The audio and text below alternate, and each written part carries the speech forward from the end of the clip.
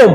একটা ক্রয় update, bike কিনলাম ভাইয়ের কাছ থেকে, কত টাকায় কিনলাম বিস্তারিত জানবো। আসলে কত টাকায় কিনলাম সেটা কিন্তু বলা যাবে না, সম্পূর্ণ টাকা বুঝা পাইছে কিনা সেটা বলবো।